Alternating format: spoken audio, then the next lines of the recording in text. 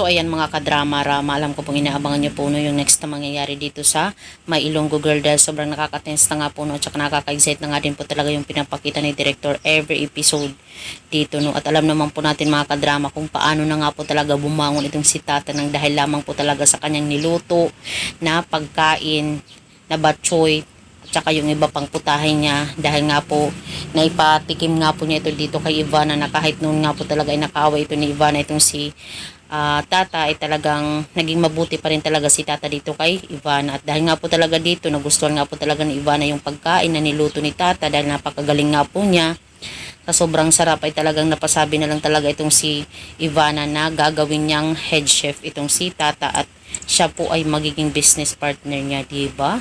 Talagang nasolusyonan yung problema ni Ivana at dahil nga po talaga dito mga kadrama ay aalamin din talaga ng lahat-lahat nila Ivana at saka ni Tata yung mga ginagawa ng Vivian at saka ni itong si Venice dahil nga po sa mga pagnanakaw nila, yung paglagay ng lason, talagang sa kulungan po talaga yung bagsak nila at karapat dapat lang talaga na doon talaga sila ikulong, di ba?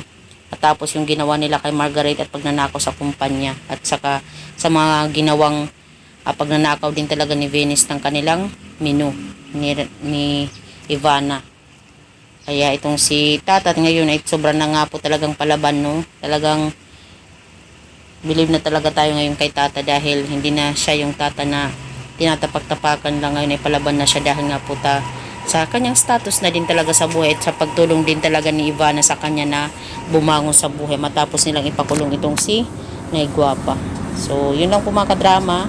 Abangan na lang po natin yung senaryo na mangyayari dito. Don't forget to please like, share, subscribe my channel. Bye! Abangan na lang po natin mga kadrama.